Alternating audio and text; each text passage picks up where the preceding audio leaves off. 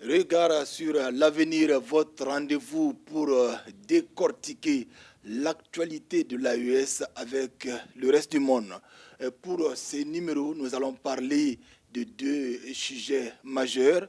Le premier va porter sur cette rencontre au sommet au niveau de Niamey, où les ministres des Affaires étrangères de l'Alliance étaient en réunion avec le ministre russe, bien sûr, des Affaires étrangères. Décryptage donc sur cette rencontre au sommet. Le deuxième va porter sur la rupture des relations diplomatiques avec la France, entre le Burkina Faso et la France. Aujourd'hui donc, il faut apprécier les choses à travers donc la réaction française par rapport donc aux Burkinabés qui sont basés en France. Décryptage, commentaire également par rapport à ce sujet. Pour en parler, nous avons sur le plateau Alouna Traoré, militant et témoin vivant de la révolution d'août 83, Imhotep Bayala, coordinateur national du cadre 2 heures pour nous, 2 heures pour Kamita. Nous avons également Labidi Naba, qui est le porte-parole du mouvement Face aux causes, et également un membre influent de la CNAVC. Enfin, Bakary Kaboré, il est juriste et analyste politique. Camarade, bonjour. Et bienvenue donc à l'émission Regard sur l'avenir. Regard sur l'avenir sur la chaîne de télévision C360. Et merci pour ce temps consacré donc à l'émission. On va commencer par le camarade Traoré. Déjà, cette rencontre, comment vous avez trouvé cette opportunité? C'est vrai que le ministre russe des Affaires étrangères est en tournée sur le continent africain. De l'Éthiopie, il est venu donc à Niamey pour rencontrer les ministres des Affaires étrangères donc, de l'Alliance. Comment donc déjà vous trouvez cette opportunité, bien sûr, au sommet? Je pense que c'est une très bonne initiative pour qui connaît qui est le ministre des Affaires étrangères et de la Fédération de Russie. Ce n'est pas n'importe qui dans la balance. Il pèse lourd et qu'il pense à l'AES et venir rencontrer les ministres des Affaires étrangères, je pense que c'est de bonne guerre. Dans le même timing, vous voyez les choses qui se rencontrent. La rupture des relations diplomatiques avec la France en fond, juste après, le président français qui va en Syrie, ça a l'air d'un recrutement de mercenaires pour pouvoir préparer l'hiver noir. Et je pense que les gens se savent et se connaissent. La visite du ministre des Affaires étrangères de la Fédération russe en AES vise à renforcer les liens de coopération avec le partenaire stratégique russe pour consolider et renforcer le côté sécuritaire et donner un bon coup au multilatéralisme. Je pense que c'est de bonne guerre. Où vous allez, nous aussi on va là-bas avec vous. Les gens se sont parlé à demi-mot et je pense qu'ils se comprennent très bien. Absolument. Nous veillons au grain, nous vous suivons, nous vous regardons. Et en AES, quand vous allez venir, nous sommes prêts. Vous avez suivi aussi les derniers mouvements en Afrique centrale. L'attaque en Centrafrique, en passant par le corridor tchadien.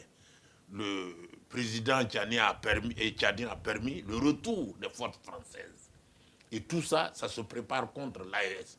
Donc, cette visite du ministre des Affaires étrangères de la Fédération de Russie est une bonne opportunité pour les États de l'AES de renforcer la coopération, surtout en matière de sécurité et de diplomatie, pour renforcer le multilatéralisme. Montrer encore une fois que la souveraineté commande que nous traitons avec qui nous voulons. Tout à fait. Et le partenaire stratégique que constitue la Fédération de Russie est un partenaire qui a donné satisfaction à beaucoup de choses. Acquisition d'armes, formation des militaires, et je pense que le signal est fort.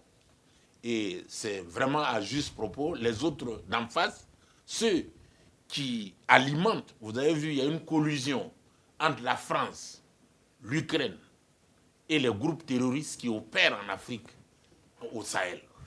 Et je pense que c'est le répondant de tout ceci qui explique la présence du ministre des Affaires étrangères de la Fédération de Russie. Absolument. Il se prépare à des lendemains assez... Vous avez suivi depuis le mois d'avril les attaques coordonnées de groupes terroristes et le passage du député français européen pour faire prendre une résolution condamnant l'Afrique, le Sahel, montrer que c'est une zone d'insécurité.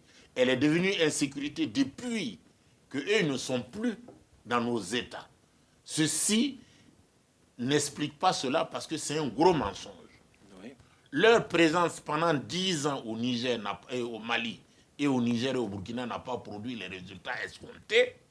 Ils ne comptent pas ils ont transformé leur échec en succès. Tout à fait. Il y a le terrorisme au Sahel du fait de leur non-présence. Or, pendant qu'ils étaient au Sahel, les groupes terroristes prospéraient. Le Burkina dont il parle, dont le député parle, est aux antipodes du Burkina actuel. Ils sont partis et les États du Sahel tiennent bon grâce au changement de notre coopération. La Fédération de Russie, comme la Turquie et la Chine, nous donnent entière satisfaction. Et sans compter la mobilisation horizontale et verticale de nos peuples et notre nouvelle façon de nous organiser pour faire face au terrorisme. Le terrorisme au Sahel, nous le connaissons.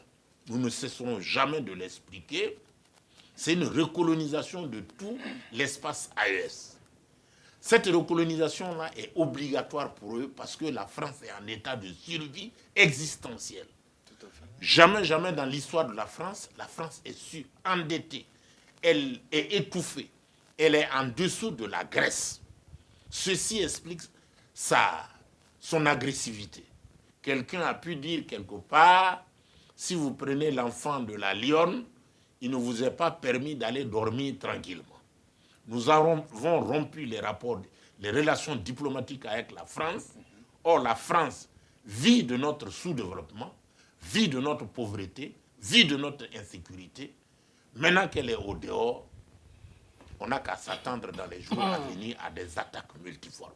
Et je pense que c'est la réponse à ces attaques multiformes futures qui explique la présence du ministre des Affaires étrangères de la Fédération de Russie pour que nous puissions renforcer la coopération militaire, diplomatique et ouvrir des perspectives d'une vie meilleure en AES. Absolument. Voilà.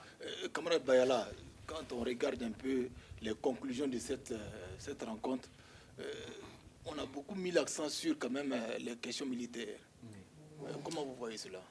Oui, il faut dire que c'est la deuxième, pas la deuxième édition. La première rencontre de ce genre avait eu lieu à Moscou. Oui. Cette fois-ci, ça devait se tourner et se tenir de façon tournante dans l'espace AES, parce qu'il s'agit de l'espace AES en dialogue avec la Russie. Et l'espace AES est un destin commun. Tout à fait. Donc que ça se tienne à Niamey, à Bamako ou à Ouagadougou, c'est dans l'espace AES. Et c'est sous la présidence du camarade ministre Timoko Jean-Marie Karamoko qui a présidé, parce que la présidence de la Confédération de l'AES étant sous les épaules du camarade président Ibrahim Traoré, c'est lui qui a présidé et ça s'est tenu dans la capitale du Niger, à Niamey.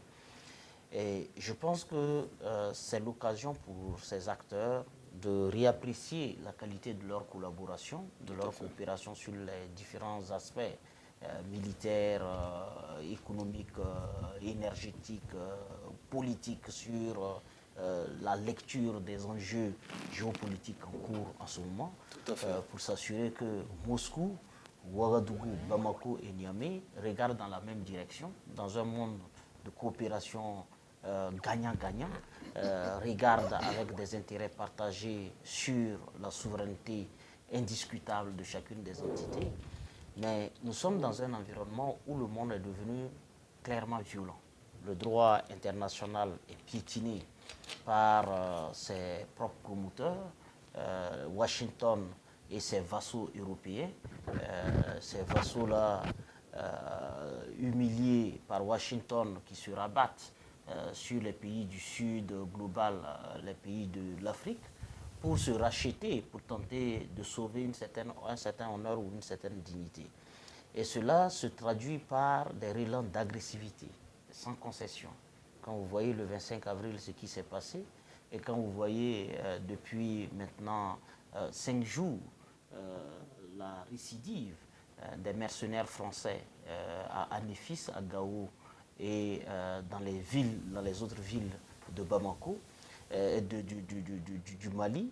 Et quand vous voyez qu'au lendemain de la rupture de la coopération diplomatique avec l'État négrier français, dirigé par la Macronie internationale, vous faites le constat que à chaque fois que l'AES pose un pas de souveraineté, il y a une riposte militaire, barbare, criminelle.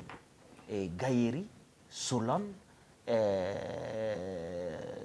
comment on appelle ça, Gorgadji, voilà, Tanwalbougou, voilà, Seba, ont payé cash le coût de notre désir de nous soustraire au piétinement de Paris, à l'esclavage imposé par Paris. Dans un tel contexte, quand se tient une rencontre de cet enjeu-là, alors le point culminant ne peut être que l'enjeu sécuritaire. Donc c'est tout à fait logique que sur les différents points sur la table, celui sécuritaire, qui est la condition pour qu'on discute d'énergie, on discute d'économie, on discute de développement, on discute de ce qu'on dit sur la scène internationale, est d'abord fonction de l'existence des territoires. Tout à fait. Est fonction de la stabilité politique de ces territoires. Donc la question militaire devient un objet central. Si j'étais le pape, je dirais que c'est le Saint Graal. Le Saint Graal parce que c'est le cœur de tout. Et donc, mettre en orbite la question sécuritaire rappelle que nous avons la fraîcheur de l'atrocité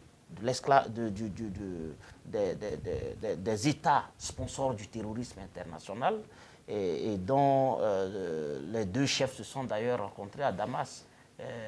Quand vous voyez Macron à Damas en Syrie rencontrer le patron Ahmed Al-Shara, fondateur et dirigeant du groupe Al-Nosra, qui est un groupe terroriste, et qui a reçu le soutien économique et financier de Paris. Vous savez que Lafon, qui est un lobby et un entrepreneur, un opérateur économique français, a constamment soutenu le groupe terroriste Al-Nosra, financièrement. Oui.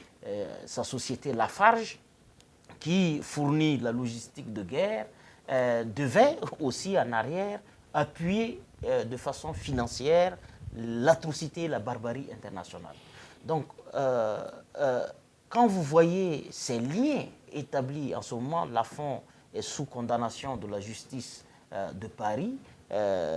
Il est entre 30 000 et 15 000 selon les cours. Hein, il a fait 3 cours, la cour de Paris, la cour de Lyon, la cour de Rennes.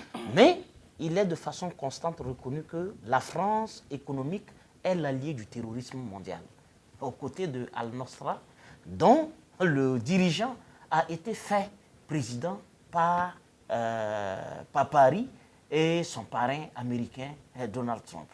Et cette France politique ne se contente pas, elle seule, de travailler à cela. La France politique se joint pour mettre la cerise sur le gâteau. Et donc Macron apporte l'appui institutionnel à un terroriste blanchi en porte-voix des intérêts français en Syrie, mais avec la finalité de faire quoi? La finalité, comme le disait le grand frère Alouna Traoré, de renforcer l'expertise terroriste au profit de la France à des fins de les transporter dans l'AES. Donc Paris est parti en Syrie pour emprunter l'expertise terroriste qui a permis à leurs alliés, qu'ils ont soutenus politiquement et financièrement, d'accéder au pouvoir. On lui demande retour sur financement.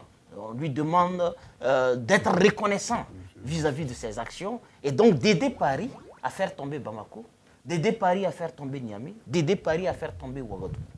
Et dans ce contexte, est-ce que Lavrov et nos 3 ministres des Affaires étrangères pouvaient faire abstraction de cette ruelle géopolitique criminelle? est-ce qu'il ne pouvait pas, avec urgence, réanalyser le contexte lointain, le contexte moyen et le contexte récent, qui nous donnent des éléments d'une telle fraîcheur criminelle que nous ne devons pas dormir sur nos lauriers. Et je pense que dans les motions et dans les notes de conclusion, il y a une note en lien avec les attaques survenues au Mali et encore en cours dans la ville d'Anéfis qui a été récupérée hier. C'est l'occasion véritablement de saluer les femmes, de saluer la force unifiée de l'AES, de saluer le commandement militaire du Burkina Faso, le commandement militaire du Niger, le commandement militaire de Bamako, qui à l'unisson ont encore fait un échec cuisant aux mercenaires franco-algériens qui souffrent de notre autonomie et de notre souveraineté. Et avec notre allié Moscou, qui comprend davantage avec ses forces Africa Corps qui combattent également là-bas, comprend que c'est un destin lié. Il faut renforcer davantage la coopération militaire, le partage de technologies, le partage d'expertise, et c'est ensemble que nous devons vaincre l'ennemi. Et je pense que cette rencontre était la bienvenue. D'accord. Camarade l'avait dit, c'est vrai, une rencontre que le ministre russe des Affaires étrangères a positivement appréciée, parce que au regard quand même des événements qui se déroulent dans l'espace AES, il fallait donc une bonne appréciation, non seulement des engagements, mais également des efforts à fournir pour vraiment repousser l'ennemi à tous les niveaux. Comment voyez-vous donc cette situation? Merci, camarade Koulibaly, et merci à mes prédécesseurs pour ces interventions combien pertinentes. Il faut dire que la rencontre appréciée par le camarade ministre des Affaires étrangères de la Russie, de la Fédération de Russie, Lavrov, qui, comme le camarade disait tout à l'heure, pèse lourd dans l'échiquier diplomatique mondial, est une appréciation à juste titre.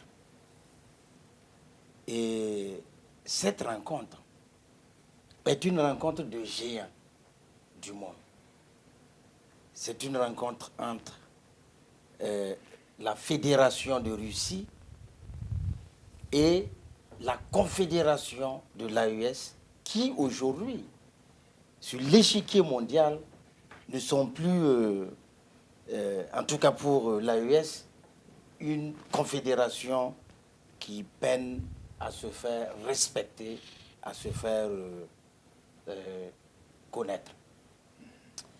Donc, deux géants qui se rencontrent dans une situation où l'impérialisme occidental, avec son chef de file, la France, qui n'a toujours pas exorcisé le mythe du paternalisme intrinsèque à elle, et qui ne cesse de féconder des obstacles de nature immonde contre l'AES, tout simplement parce que nous avons emprunté la voie de la souveraineté, nécessitait, au plan stratégique et au plan de la cohérence des actions dans le sens de la consolidation de la Confédération des États du Sahel,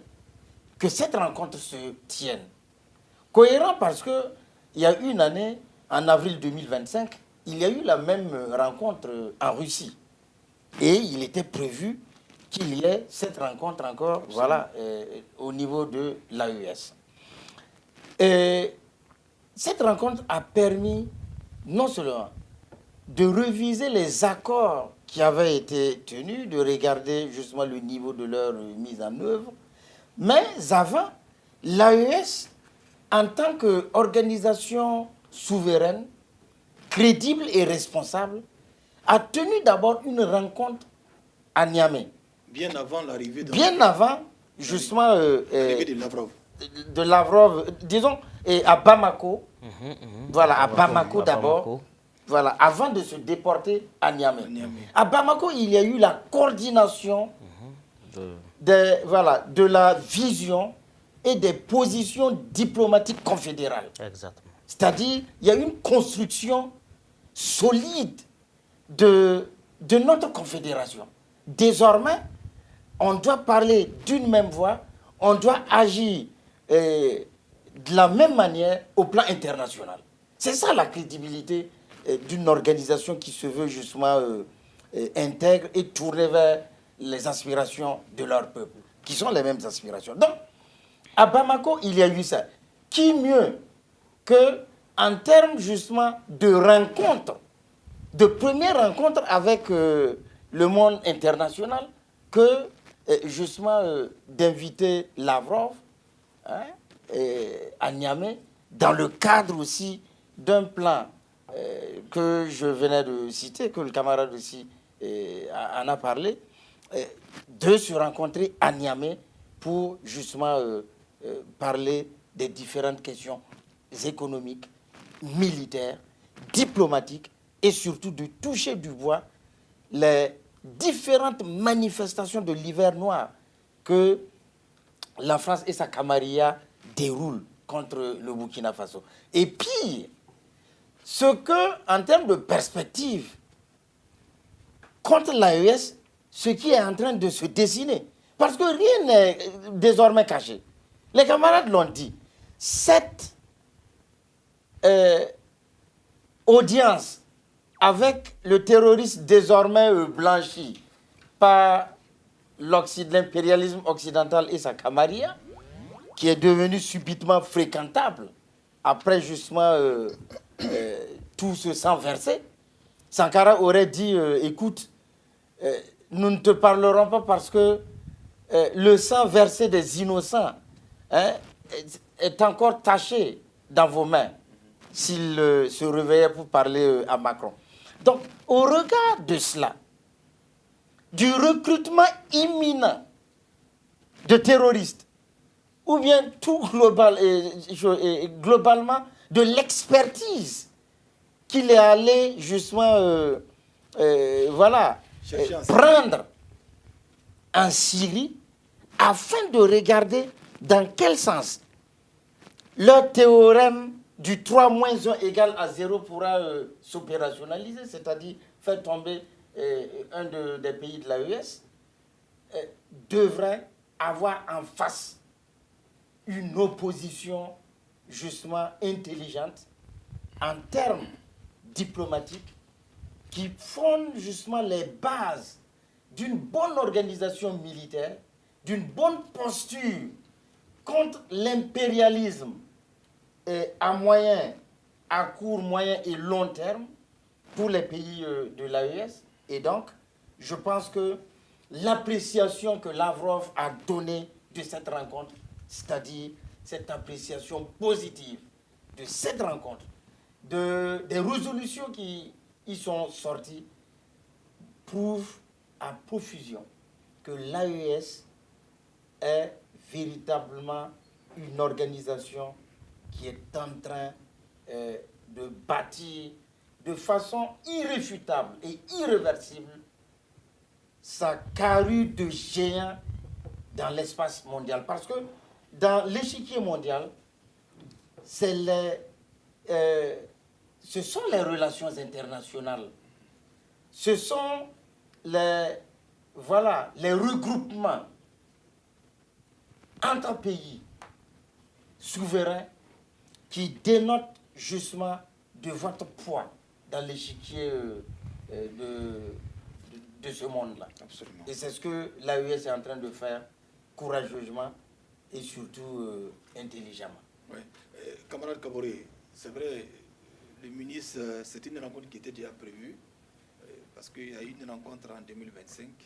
Il fallait donc une autre rencontre dans l'espace AES donc en 2026. Mais au regard quand même de ce qui se passe présentement dans l'espace, le ministre russe donc, des Affaires étrangères lui-même l'a souligné avec les différentes attaques qu'a connu bien sûr le Mali et certains pays de l'AES, il fallait donc révisiter les différents engagements pour plus de force.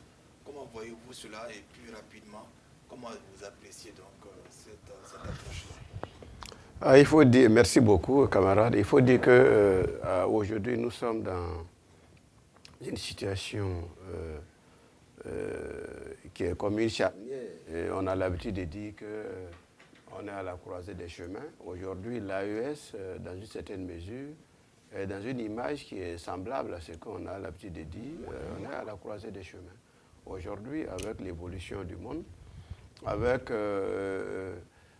la situation en Europe de façon générale, comprenez très bien que notre ancien patron, entre guillemets, Macron en train de courir partout, ce sont les déboires de la France qu'il est en train de montrer aux yeux du monde, parce qu'il n'a plus le choix.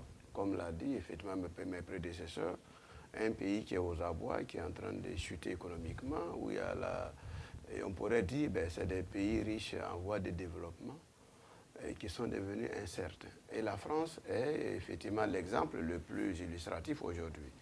Voyez-vous, Macron lui-même, il a effectivement échappé effectivement à des situations qui pourraient lui faire ramener sur la réalité, effectivement depuis son séjour effectivement à Damas. Aujourd'hui, ce qu'il est important de dire, effectivement, la Russie, qui comprend très bien ses enjeux, qui a une maîtrise parfaite de la géopolitique mondiale, est en train de prendre les taureaux par les cornes. En revenant effectivement voir l'AES, pour qu'on puisse apprécier certaines choses, après les attaques multiples que vous avez déjà citées, et pour le Burkina, vous savez qu'on a pu arriver, l'armée burkinabé a pu mettre en déroute effectivement ces attaques. On a même un bilan de 400 morts de terroristes qui ont été massacrés littéralement et proprement. Vous comprenez? Donc, alors, ceux qui les envoient sont aux abois, ils n'arrivent pas à comprendre.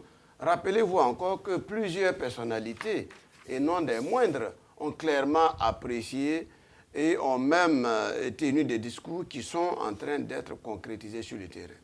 Lorsque le général François Lecointre avait dit qu'il va falloir que dans 10 ans, ils reviennent par le fait de l'engagement de leurs armées reconquérir les intérêts en Afrique, il a effectivement, c'est cette situation qui est en train de mettre concrètement sur le terrain en œuvre. Tout récemment, et ce qui a été apporté par un de ses collègues, le général Christophe Goma, au niveau du Parlement européen, il ne dit rien d'autre que de venir encore renforcer ce que ses prédécesseurs ont dit.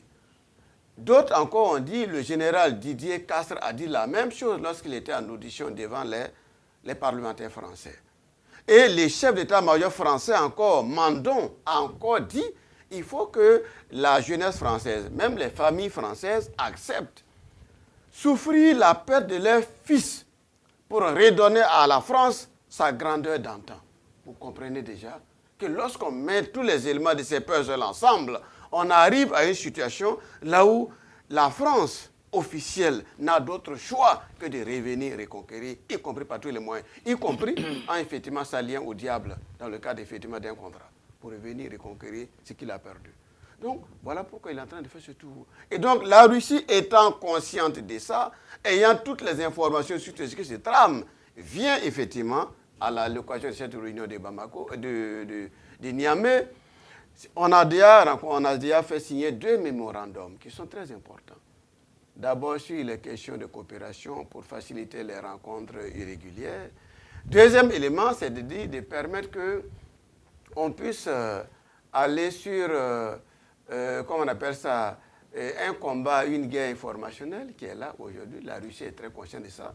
La réunion de Bamako des ministres des Affaires étrangères de l'AES avait déjà parlé d'une stratégie commune en matière de lutte contre effectivement la guerre informationnelle. Et ça, c'est très important aujourd'hui. Voyez-vous? Et donc, voilà pourquoi il y a eu le mémorandum d'accord entre la RT, Russia Today, et Tafouk TV. Pour qu'on puisse partager. Comme eux, ils ont la chance, ils ont les moyens pour voir très vite les informations. Alors, le partage à travers ce mémorandum d'accord pourra nous permettre, à travers Tafouk TV, à travers les médias de l'AES, de relayer les informations des sources en vue d'éclairer la masse populaire de l'AES. Et ça, c'est très important. Le troisième axe, c'est l'axe sécuritaire, militaire, qui va nous permettre, la Russie est consciente de ce qui se passe, l'AES aussi, au regard des attaques dont nous sommes victimes, au regard du harcèlement dont nous sommes victimes aujourd'hui, alors il est très important d'avoir une coopération claire, militaire, renouvelée, avec tous les moyens qui seront mis à notre disposition pour faire face aux attaques d'envergure qui viendront dans les jours prochains. Voilà pourquoi, effectivement, la réunion de Niamey a pu permettre qu'on puisse jeter ces bases.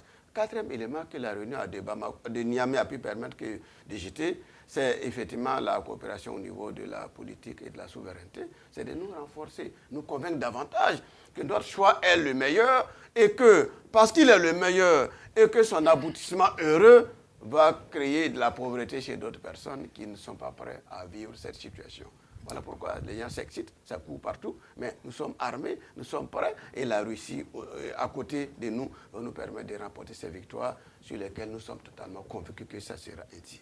Donc voilà un peu, pour résumer un peu, la réunion de Niamey avec le ministre des Affaires étrangères. Et au passage, pour terminer, le ministre des Affaires étrangères de la Russie, Sergei Lavrov, a invité effectivement l'AES, qui veut parler d'une seule voix, à venir à une réunion en octobre prochain en Russie pour encore peaufiner davantage, renforcer le partenariat militaire politique. Absolument. Voilà. Il faut signaler donc du passage que Emmanuel Macron est le premier président occidental à mettre pied à Damas depuis la chute donc, de Bachar el-Assad. Quelque part, donc, il faut lire entre les lignes. Camarade Traoré, on va peut-être glisser sur le deuxième sujet parce que ça nous ramène pratiquement à la même chose. La France a mal donc dans sa peau. La France cherche des partenariats. L'Afrique qui l'échappe à travers le Sahel, la France se pose des questions. Et aujourd'hui, Emmanuel Macron donc arpente pratiquement toutes les capitales arabes pour essayer donc de rechercher des alliances. Quelque part aussi, le Burkina Faso a compris, bien sûr, le manège, les relations diplomatiques ont été rompues. La France a laissé entendre qu'elle a réagi par rapport donc à cette injonction du Burkina Faso. Comment vous lisez un peu toute cette actualité? Il faut apprécier positivement l'initiative des autorités du Burkina Faso et de l'AES. Le Burkina, en prenant l'initiative, le droit d'initiative, qui mène la danse, c'est le Burkina qui mène la danse, tout à fait, oblige la France à aller se chercher. Nous avons été méprisés, méconnus. Il y a eu un mensonge d'État à la Commission européenne, au Parlement européen. Le Burkina, dans un esprit de suite et esprit d'initiative, prend la responsabilité de rompre les relations diplomatiques avec la France. Cette décision-là mûrit, il faut le comprendre.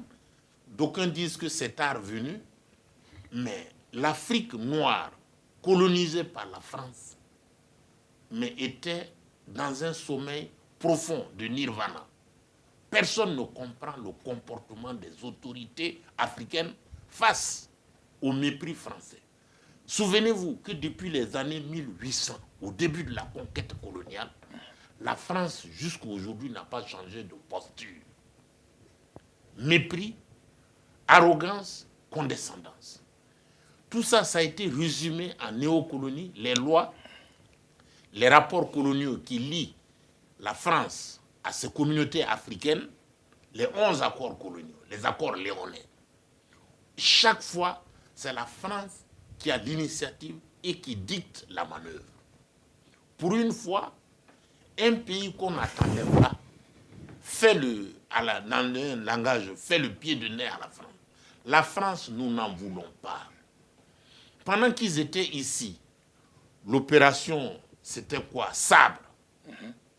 Pour bien voir clair dans la lutte contre le terrorisme et son parrain, le Burkina s'est permis, face au monde, de dire à la France et aux coopérants militaires français, retournez chez vous. en dénonçant ces accords-là. Il faut avoir du courage et il faut être de la trempe du capitaine pour oser le faire. En retour, vous avez vu la réaction française. Ce n'est pas fait attendre. Encore une fois, l'impérialisme ne change pas sa manière de faire. La condescendance, l'arrogance et le mépris. C'est en vertu de quoi le Burkina peut-il se permettre de vivre sans la France? C'est inimaginable. Donc, encore une fois, il faut faire payer cher. Vous vous souviendrez dans l'histoire récente, les mêmes comportements produisant les mêmes causes. Sous la révolution de 83 à 87, le 15 octobre s'est soldé dans une violence inouïe qui était un message adressé à toutes les colonies françaises. Pour quiconque voudra prendre et vouloir déterminer son destin, écrire son histoire, plus jamais ça en francophonie. D'où la brutalité du 15 octobre. Et qui était à la manette, encore une fois, les nègres se tuent entre eux et portent l'entière responsabilité au bénéfice du maître. Le 15 octobre a été possible grâce à la manigance de la France. Crime commis et sans son adresse. Il est inconnu. Ça se passe entre Burkinabés. Ouais. Encore une fois, la France n'a pas changé de posture. Depuis la rupture diplomatique avec la France, quelqu'un a dit, vous avez pris l'enfant de la lionne, il vous est impossible de dormir. Donc, il faut veiller au grain. Il faut veiller au grain. Et je pense que la provocation est de taille et la réplique et le comportement français en dit long. Et je pense que assumer la souveraineté, la quête de souveraineté et la quête d'indépendance normale, c'est à l'issue de ces victoires remportées. Vous voyez comment la France tombe si bas dans ses rapports avec nous, dit qu'elle va renvoyer tous les étudiants, toutes les mesures de représailles prises. Bon, qui dirait, ça ne fait pas honneur à la France, de la francophonie, de descendre si bas. Mais nous, on a déjà changé de partenaire. Qu'elle nous ramène aujourd'hui tous nos étudiants et tous nos coopérants, nous avons des gens qui nous attendent. Il y a la Turquie, la Chine, la Fédération de Russie et l'Iran. Le Burkina sait de quoi répondre. Nous sommes prêts. C'est nous qui avons cherché et nous attendons de fermeté de pied le colon qui a mal à sa contestation. Elle refuse de nous voir grandir. Or, l'AES a un autre niveau de coopération. Je pense que cette réaction paternaliste d'ancienne garde, toutes les mesures préconisées par la France ne tiennent pas la route. Nous sommes prêts et les autorités de l'AES sont prêtes. Elles attendent. C'est le contraire, c'est une réaction contraire qui l'aurait étonné alors qu'elle était la même. C'est-à-dire nous prendre tels que nous sommes, nous voulons coopérer d'égal à égal. Or, la France veut nous voir en situation de maître à esclave. Toute indépendance des États de l'AES s'interprète du point de vue de la France comme nous avons laissé un maître et nous sommes en train d'aller chercher un autre maître. Quelle mauvaise lecture. L'affirmation de soi et assumer son destin et la quête de souveraineté et d'indépendance ne commandent pas d'aller s'aliéner à un autre maître. Nous demandons simplement qu'on apprenne à nous respecter. Absolument. Et que la France s'éveille pour une fois à dire la vérité. Toute son histoire a été une histoire de mensonges. Même pour faire la guerre, la France est incapable elle-même d'assumer ses guerres. Elle nous fait la guerre sous le couvert du terrorisme. La Première Guerre mondiale, elle est venue nous utiliser, tout comme la Seconde Guerre mondiale. La France ne change pas de posture. C'est la même France, nous l'avons découvert ici en AES. Le terroriste en AES, c'est la France. Elle a signé ces pactes de l'Algérie, suivez mon regard, l'Algérie, le Tchad, le Bénin, la Côte d'Ivoire, la Guinée, la Mauritanie. Voilà la carte d'encerclement de l'impérialisme français aux abois en Afrique occidentale. Il faut en avoir une claire conscience et je pense que l'AES sera, comme on le dit couramment, le Boribana de l'impérialisme français en Afrique. Voilà. D'accord. Camarade Bayala, les choses se précisent davantage. on découvre à travers cette réaction française par rapport donc à cette rupture donc des relations diplomatiques la nature donc de ce pays-là. Oui, finalement, je pense que pendant très longtemps, l'humanité tout entière a été embarquée dans un mensonge en ce qui concerne la France. En ce qui fait de l'État français un État de droit. L'État français est un État voyou, ce n'est pas un État de droit. Le mépris du droit international est presque incrusté dans son ADN politique, de Napoléon Bonaparte. Je ne pense pas que c'était les droits humains qu'il défendait quand il était face aux troupes de Dessalines en Haïti, qui lui ont d'ailleurs en 1804 infligé une correction militaire exemplaire. Quand il partait à Moscou en 1812, je ne pense pas que c'était pour promouvoir les droits humains. Donc il y a une continuité de la ligne politique de Napoléon Bonaparte à Macron. Et je dirais que de tous ces chefs d'État qui se sont succédés, Macron est l'héritier fidèle de Napoléon Bonaparte. Quand il est venu à Alexandrie, jaloux du sphinx géant, trônant au firmament des cieux, et incapable de le voler, de le déraciner, parce qu'il a déraciné des objets comme les obélisques. Il l'a mis dans des bateaux. Il a déraciné, volé, quelqu'un qui a volé des cadavres. Un pays dans le passif duquel il y a des cadavres volés, qui a volé des squelettes. Et qui est parti à Lourdes, à Paris, en plein cœur de Paris, creuser, enterrer, refermer. Et plus tard, pour venir creuser et découvrir son propre mensonge, invitant ses propres archéologues à dire que Paris a hébergé le premier spécimen humain. Ses propres archéologues, creusant la terre et découvrant les squelettes, certes découvrent des squelettes de 7000 ans, 2500 ans, mais le sol, la structure, même la matière de la terre dans laquelle ces corps sont enterrés est moins âgée. C'est une terre jeune. Contradiction scientifique plate. Cela veut dire que les agissements de Paris aujourd'hui sont conformes à sa ligne politique. C'est un État qui a du mépris pour le droit international. C'est un État à l'égard de l'Afrique qui n'est pas encore arrivé à élever l'homme noir à une humanité égale. C'est la pensée de Voltaire, la pensée de Kant, la pensée de Montesquieu. Ce sont ces pensées négrières, esclavagistes et ultra-racistes. Gobineau. La France est gouvernée par la pensée de Gobineau, la hiérarchie des races, et qui ne nous perçoit même pas comme des humains dignes. Et c'est complètement, je ne sais pas comment certains lettrés de l'école coloniale africaine continuent de citer au chapitre des nations respectueuses des droits humains un pays comme la France. Jusqu'à récemment, elle organisait des ateliers pour former les Burkinabés au respect des droits humains. Et je me demande, mais c'est quoi? C'est une amnésie partagée entre les Français qui font ces programmes et les Africains qui les reçoivent? C'est de l'hypocrisie partagée ou bien c'est de la malhonnêteté morale et intellectuelle avérée? Sinon, Paris ne peut pas siéger sur une table là où il y a des gens qui défendent les droits humains. Parce que dans sa culture, elle n'a pas le respect des droits humains comme norme. Les droits humains, c'est quand il n'y a pas ses intérêts.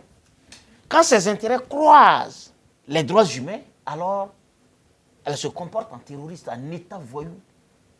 Elle n'a pas de pitié. C'est à nous de comprendre l'ensemble de ces agissements-là pour finalement comprendre le communiqué qu'elle a produit. Et avant ce communiqué, qu'est-ce qu'elle n'a pas fait? L'arrivée du camarade capitaine Ibrahim.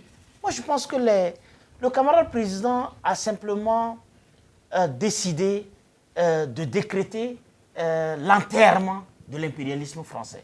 Sinon, le cadavre puait depuis le début de la prise du pouvoir. Il puait de quoi? Il y avait ses pieds de condescendance, d'infantilisation à notre égard. Il a même déporté, suspendu ses... comment dirais-je? Je n'ai pas envie d'appeler ça de l'aide. L'AFD et toutes ces structures ont arrêté systématiquement toute action en matière de coopération avec le Burkina Faso.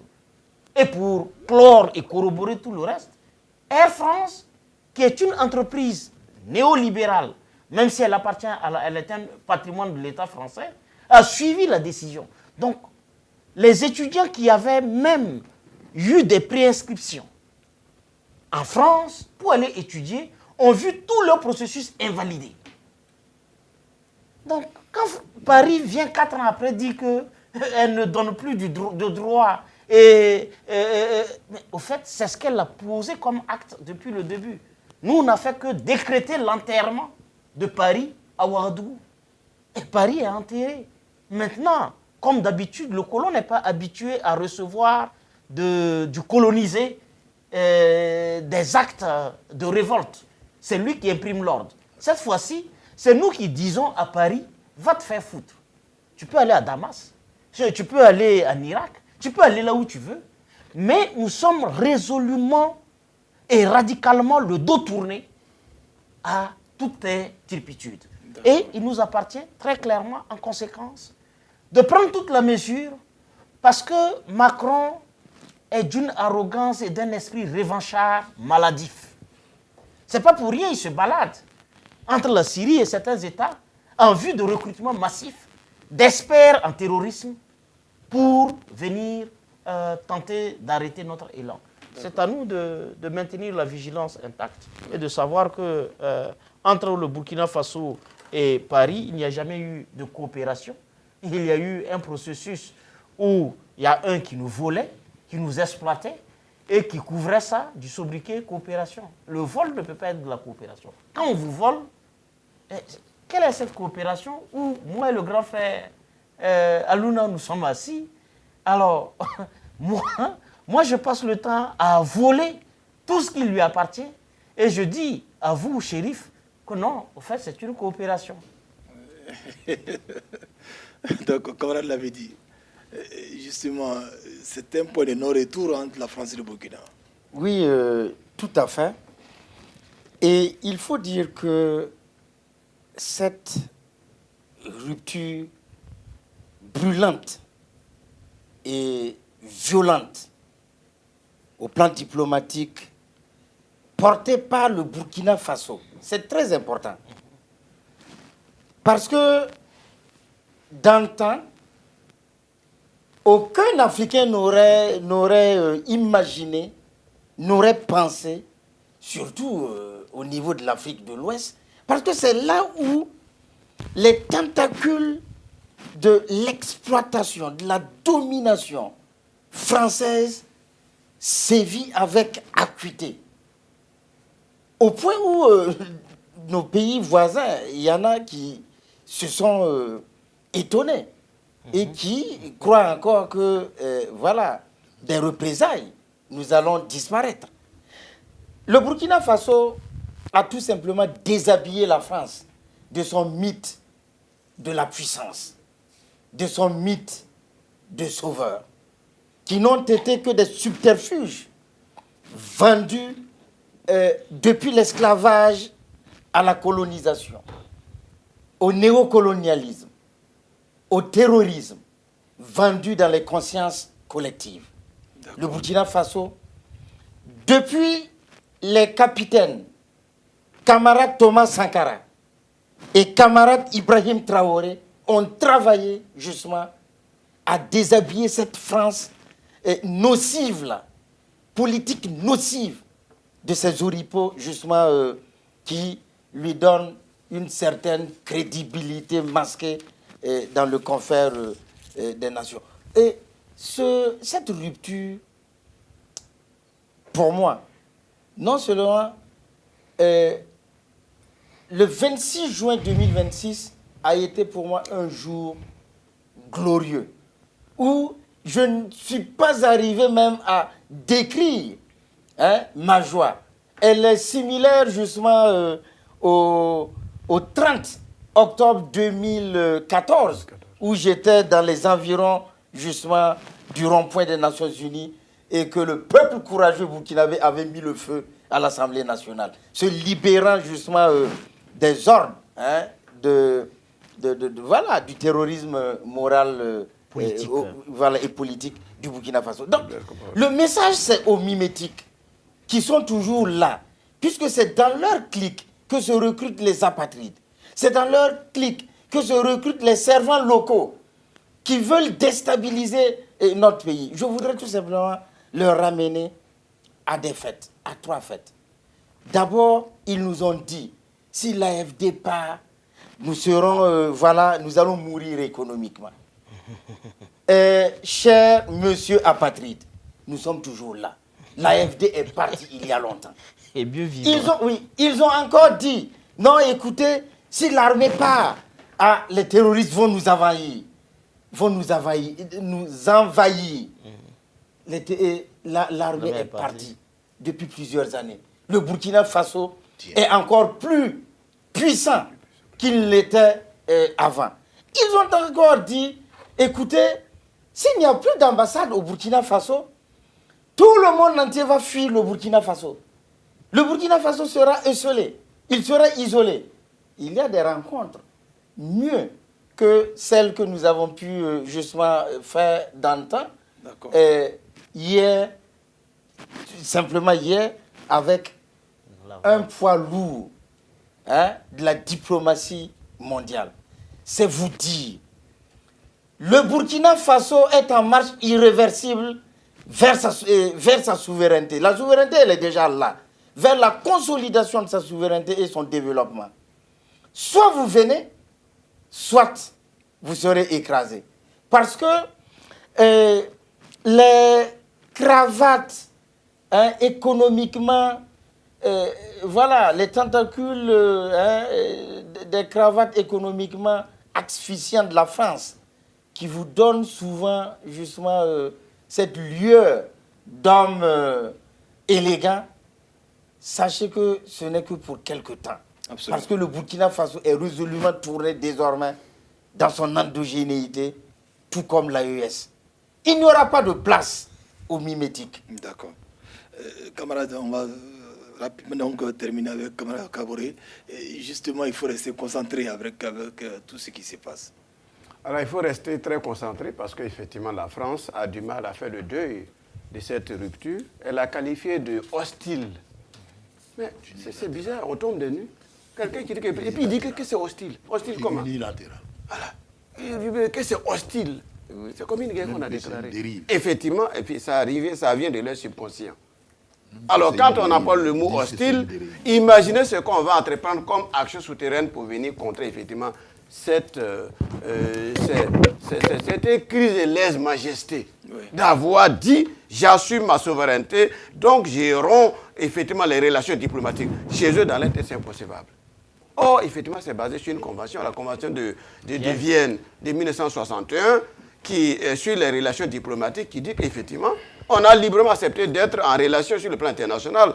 La même convention prévoit qu'on peut aussi décider de rompre. À l'article 44 et 45 de cette convention de Vienne de 1961, il est prévu qu'on peut rompre. Et si on rompt, effectivement, bon, écoutez, ce n'est pas la fin du monde. On vivait avant de se rencontrer, on s'est rencontrés, on peut rompre encore. Donc, du coup, il n'y a pas de péril dans la demeure. C'est la nature de l'évolution des relations internationales. C'est la nature des coopérations internationales depuis longtemps, depuis la nuit des temps. Donc, ce n'est rien de nouveau. Mais le fait que certains petits pays qui n'avaient pas le droit d'être qualifiés d'êtres humains, qui ont eu le culot de dire à toute la grande France que nous coupons, nous rompons les relations diplomatiques, c'est comme une injure.